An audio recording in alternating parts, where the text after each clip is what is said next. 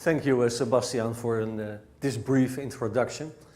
Let's skip the usual, let's say, entree I'm always making, and let's move on right away, because I think it's now clear for everybody that we're not in the middle of a crisis, but the crisis basically is the visualization of an undercurrent which is going on, and we're in a transformation phase between an old time and a new time, and we had a period like that before, and afterwards we have called that a revolution, and that was the Industrial Revolution, when we moved from the agricultural era to the industrial era. The second one went much better than the first one.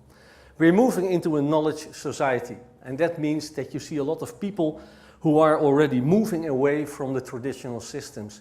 And we can call them nomads. In Dutch we call them ZZP'ers. You can call them free agents. You can call them co-workers or self-enterprising professionals.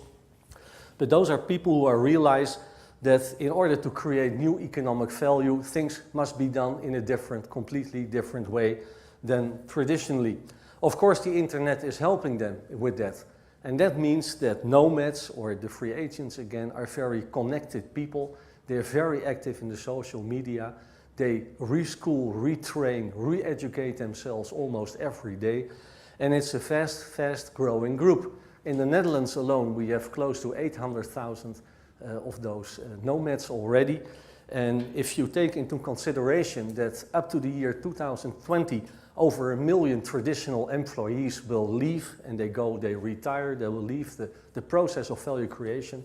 And that means that by 2020, 40 to 45% of the total labor population of this country alone will consist of nomads. And that means if organizations want to create value in a new way, they have to collaborate, they have to cooperate with those nomads, because there are hardly any other people left to do so. Obviously, they're helped by the internet developments and all the technologies around us.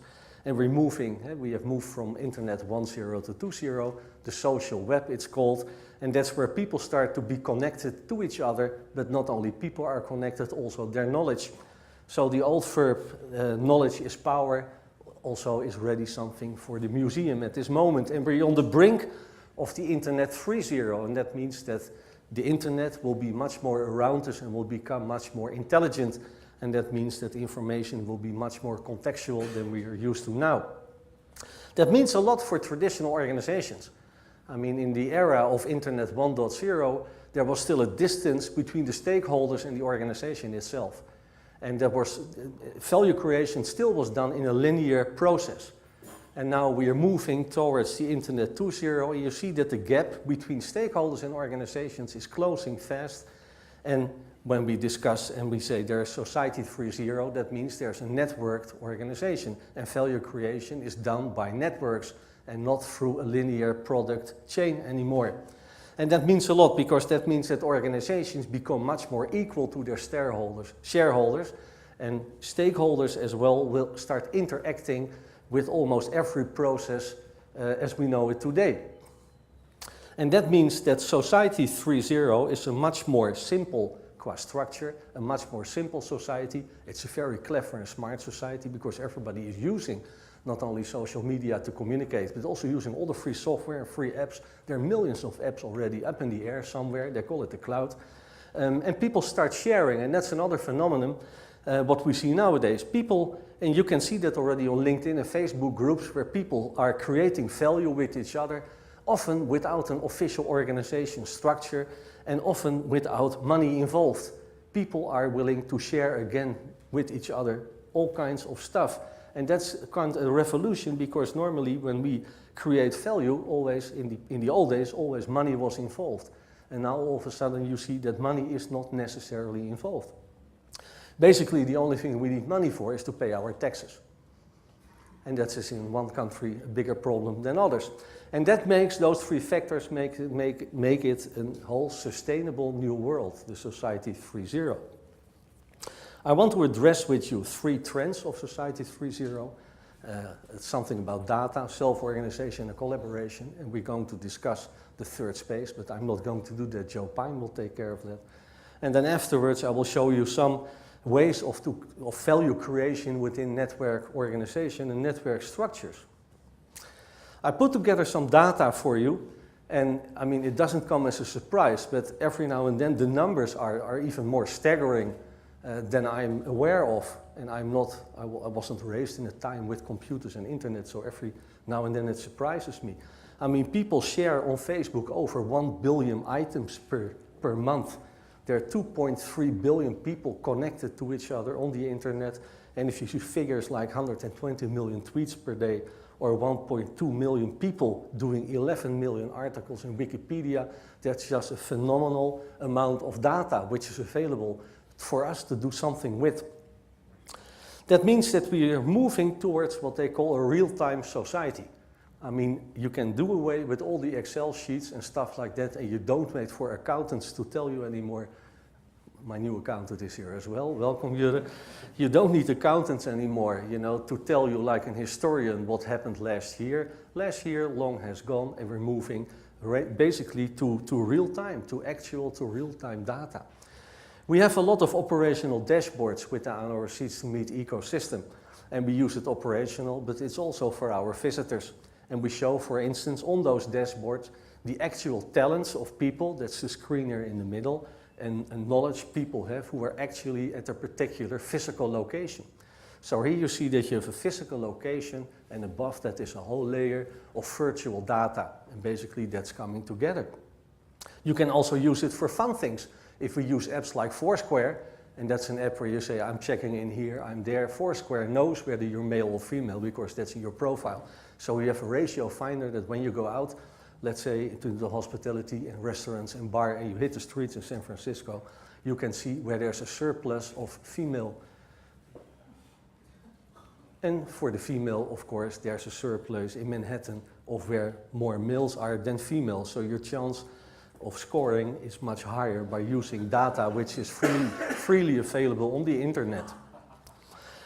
Using all that data, using social media, you will see that people start to organize themselves. We start organizing ourselves without our formal organizations. I've said that before. That's called a groundswell, and that's really a revolution by itself.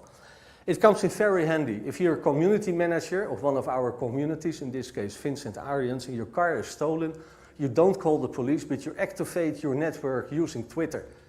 And of course, Vincent, being very active in the social media, is a very well-connected person. So with one tweet message, and we can measure that, he is reaching up to 84,000 people. And they start looking for his car right away. And it doesn't come as a surprise that within 13 hours, somebody reported, hey, Vincent, is this your car? And by the way, here it is, -1 car radio. So if you consider what this means for the future, that if these networks grow stronger and even bigger, that we can create a safer society without the need of more police, which is very handy because due to the retirement of our population, there are no people available anymore to act as police. And if we had them, we couldn't afford them because our money is gone. What you also see is certain platforms who are facilitating, let's say, the collaboration between people. And a very famous example, I always like to use that's couch surfing. That's instead of going to a hotel, you spend the night at the house of people you have met before on the social media. So you stay over with friends. It's free of charge. And of course you have other platforms like Airbnb, they have to pay for it, but they're higher up accommodations. And we start sharing everything. Access becomes more important than possession. And we share our cars, we share our bikes, we start sharing everything using social media. And if you realize that a site like Couchsurfing has over 1.2 million beds, or hotel rooms as they call it, worldwide. And that means that all of a sudden, within 8 years, they have become the largest unofficial hotel chain in the world. And other companies, famous companies, I've listed them here, have taken up to 90 years, you know, and within 8 years, they're gone. So their business is being under threat by new initiatives. And obviously, those initiatives are not from people from the hospitality industry themselves, but they're from completely outsiders. Some people who are very clever in creating new value using value networks. The third we have over here is what we call the third space. That's the name of the conference. There's a blurring between virtuality and reality. And who am I to tell you something about that when we have available Joe Pine? And Joe Pine is a very famous American, I would say, management thinker, and he's enlightened us with words like mass customization. He invented the experience economy, and that theory really changed the whole face of the global hospitality industry. And now he found something new, and he's calling that the multiverse and the third space. Are we in connection with Joe at this moment? Okay, so Joe, can you hear me?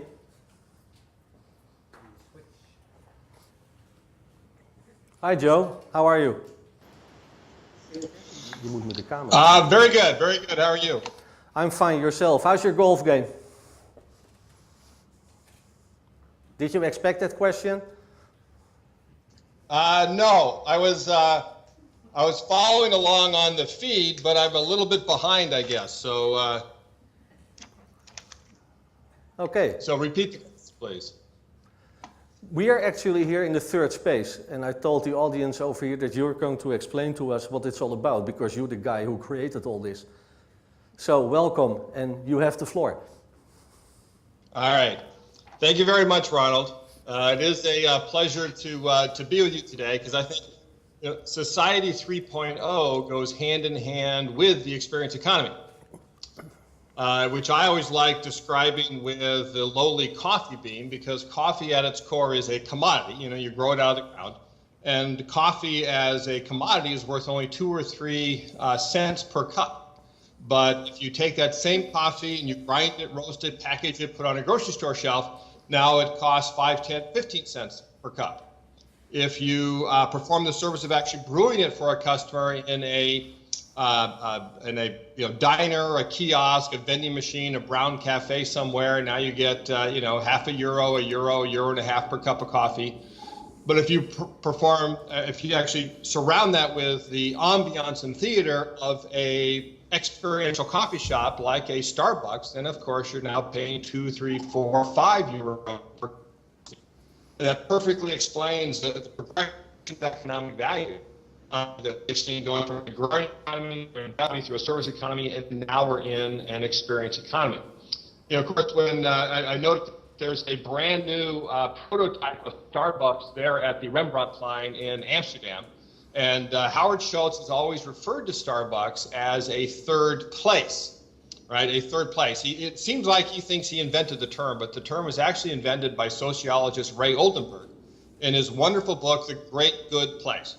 And in there, he talks about how people need a third place. They need a place outside of home, the first place, and outside of work, the second place, where they can go and they can get away from both of those, and they can just hang out, they can just be.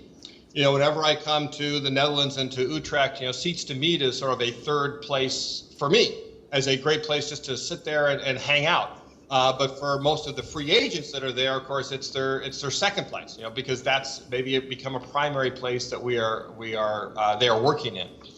But third place is different from third space, right? Very different concepts. I introduced the term third space in my latest book I wrote with Kim Corrin called Infinite Possibility, which is all about how we use digital technology, as Ronald just said, to fuse the real and the virtual. The model that I have in that book I call the multiverse. And what the multiverse does is it extends the known universe, right? The known universe that we know of as time, space, and matter, right? Those are the core fundamental dimensions of our known universe.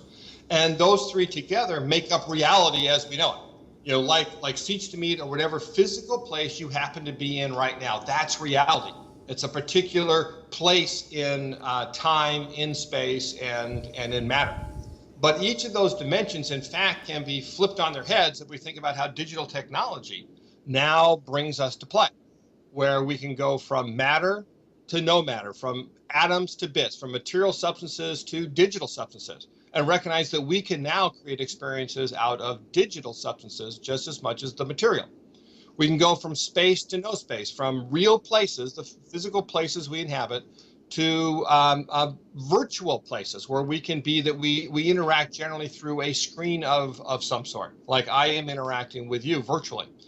And we can go from time to no time, from real actual events that unspool before us moment by moment, to anything that gets us outside of time, that takes us into the past or in the future, anything that allows us to be autonomous, to get rid of that tyranny of time that so often faces us in the actual events that we have. And as Ronald mentioned, what a lot of people are calling is that there's a migration from reality to virtuality, from spending more and more time in real places to spending more and more time being intermediated by a screen in some virtuality place that's made up not of time, space, and matter, but of no time, no space, and no matter. And then anything that is not purely reality or purely virtuality, though, is a fusion of the two. It's a fusion of the real and the virtual, and that's what a third space is. A third space is any experience you have that has elements of both reality and virtuality, has elements of time, space, and matter, and elements to one degree or another of no time, no space, and no matter. Think about augmented reality, for example, that I'm sure most all of you are familiar with. Layer out of Amsterdam is one of my favorite examples of that. But with augmented reality, looking through your camera phone, the real place that you are in at that moment, the location, what you're looking at through that camera phone, is as important to the experience you're having, if not more so, than whatever virtual objects you are seeing through that camera lens that are being overlaid on top of the real place that you're in. It is you therefore have created a third space on that screen whenever you look through it at the real place behind the screen in combination with the objects on top of the screen. So you have a real place, you have a virtual place on the screen. You have the material substances of what you see around you. You have the digital substances of what you see displayed on that screen. You have the real time of the actual event you're in, and you may have autonomous events as well. If you take a slider and go into the past or go into the future, or play a game that allows you to hyperlink around in time in some way. So it is really in these third spaces where we as individuals, as communities, and as a society are heading. Third spaces, in fact, are a core element, I believe, of Society 3.0. So welcome to the new world of third spaces. Welcome to the third space world. Thank you.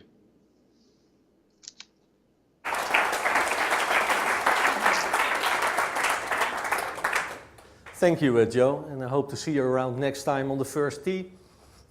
All right, I look forward to it, Ronald. Thank you. Take care.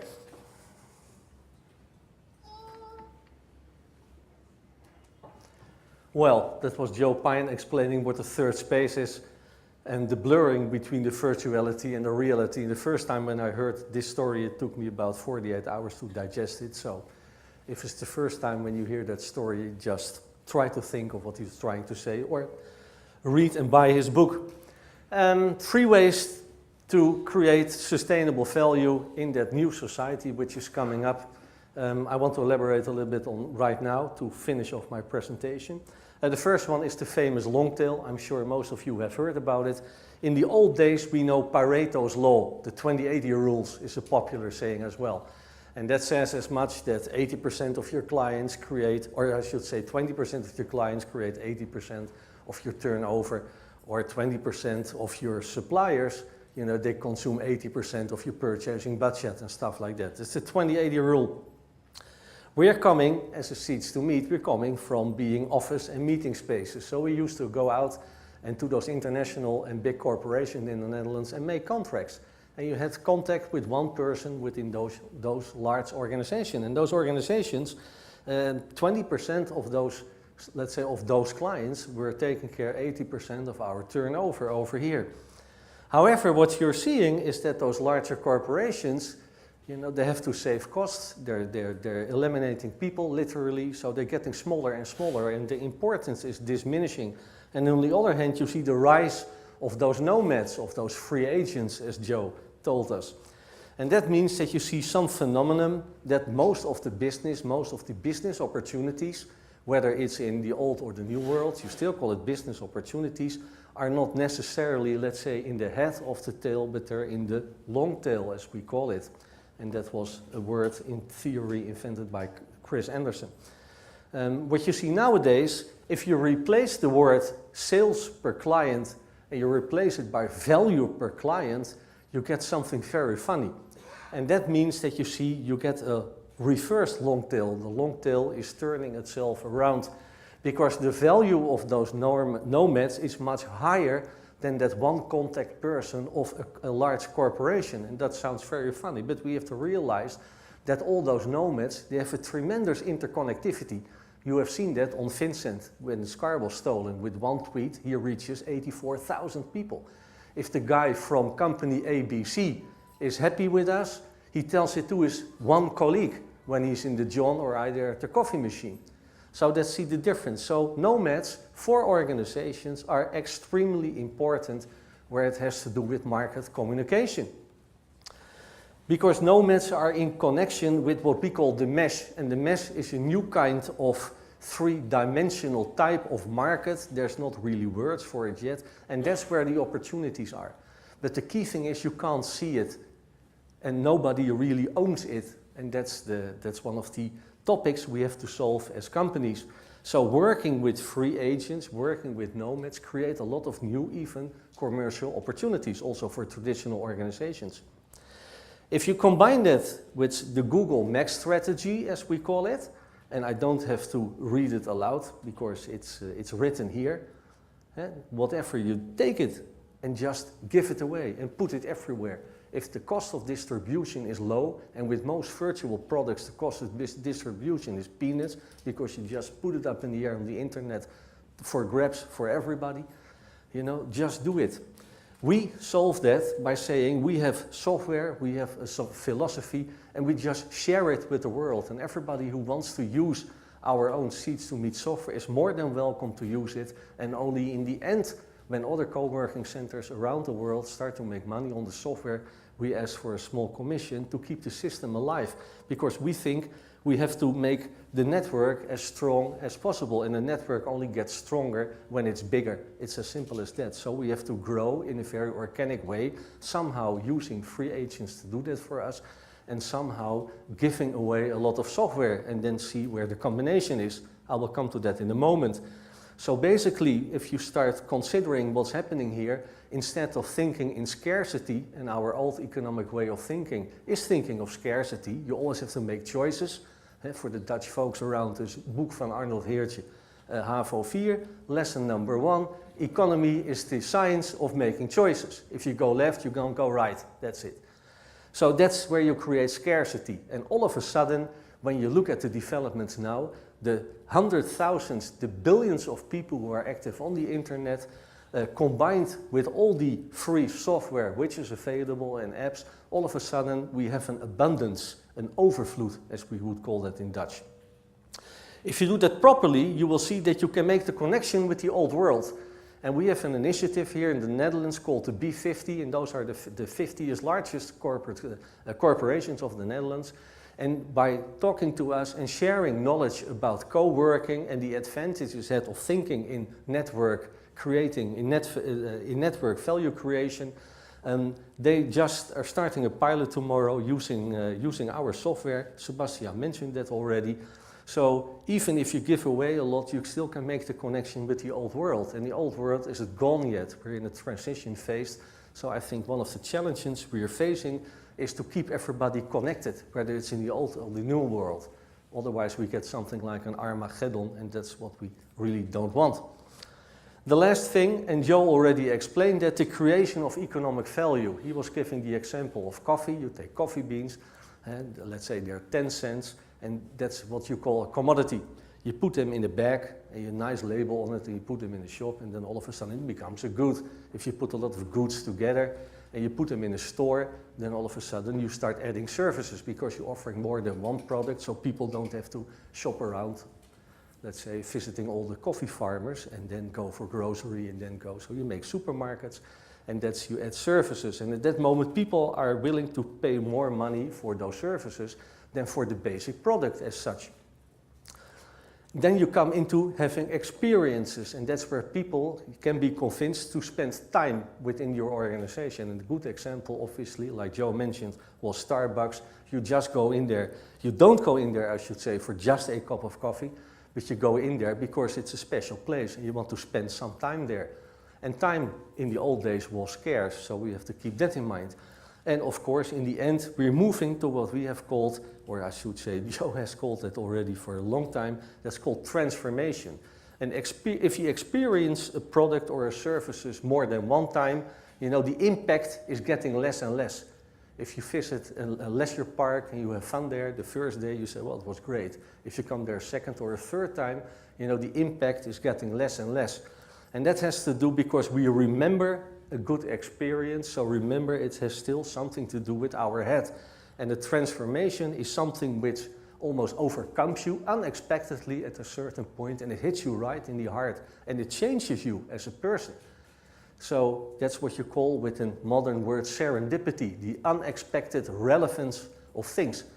And you often see that happening on the internet. You're looking for one thing, and all of a sudden you find some other information which at that particular moment happens to be of relevance for you, and that creates then an impact with you. You're surprised by it. So we translated that idea of serendipity for co-work places. We said, well, the unexpected relevance of what then? If it's about co-working places, you should say, well, it has to do, we're in the meeting business, we're still in the meeting, in the people's industry. So it has to do with meeting other people. And if you say, well, meeting other people, that's fine. But first you need people. You need people who are socially connected to each other, because you need lots of people. Otherwise you never will get the unexpected relevance of a meeting. If you have always the same people and they meet each other every day, I mean, that is like a marriage almost, and that doesn't work out always. So those large number of people, they have to experience that serendipity feeling, and then they become, let's say, your fans. They start loving your organization. Your organization becomes, Saatchi and Saatchi calls that a love brand. And then they start spreading the story. And when nomads, for instance, start spreading the story, they reach thousands, hundreds, thousands of people. So it all of a sudden, that whole force becomes a tremendously important sales and marketing tool for your organization. And that means that at that stage you reach an organic growth. You are sustainable again as an organization in that new world. We solve that by saying, okay, we have a concept here and it's called See2Meet. And in the main lounge, everybody who is a co-worker or who feels like co-working is more than welcome there. And you only have to share. You have to share your knowledge. And you have to be open for meeting other people and sharing your knowledge with them. And if you do that and you're prepared to tell us who you are and what your knowledge is you're prepared to share, we will share with you our premises. And we will share our coffee and our lunch with you. And you don't have to pay there in old euros, but you pay by what we have been calling nowadays social capital. And it's very simple. The process starts to be very simple. We have all kinds of software devices, and when people are checking in or booking their seat, we just ask them, what are the talents you want to share? And what you see is then we can show per location exactly at a particular time what talents are available. And what we see, we have around a range of meeting rooms around that particular lounge, that you have companies who are booking those meeting rooms because they want to get a connection with those free agents, because they have knowledge to share. A lot of organizations are looking for innovation, they're looking for changes, and of course one of the landmarks or one of the marks of those nomads is that they already, well, at least for 75% in the new world. So if you interconnect with them, you become a much wiser organization than before. And that works out very well. And what we see nowadays is that companies are no longer selecting their meeting spaces or their workspaces geographically, but they start looking for places where at a particular time, at a particular place, a particular type of knowledge is. And then all of a sudden people start meeting other people, and all of a sudden that meeting becomes unexpectedly relevant for them. That's serendipity again. And that's what's happening here, that's what's happening here. And what you see then, and that's something people start to give back, but there's a very good appreciation. They consider you to be a love mark. They start spreading the word on the internet, in this case Twitter. It's in Dutch, so I'll translate the bottom one. I have a meeting at Seats2Meet, somehow upfront already a success. And if you achieve that, you're in business. It's as simple as that. And people start giving you a lot of things back. The reciprocity is enormously. The unexpected relevance creates that. And that means that the brand of Seats2Meet in the Netherlands alone is weekly mentioned on Twitter almost 1.5 million times. And weekly we reach 284,000 people. Only we as an organization don't reach those people. No, that's the network, that's our love network reaching those people. And they spread the word for us. So extremely important, and that means that we really have become already a value network. And we need each other. We need, let's say, people to do that meeting together, and we can only facilitate the process. So we offer a stage for people to interact with each other, and we try to facilitate that using software, thus creating a third space. And that's what Cease to Meet has become. I'm going to end. You see co-working spaces, they're popping up like crazy.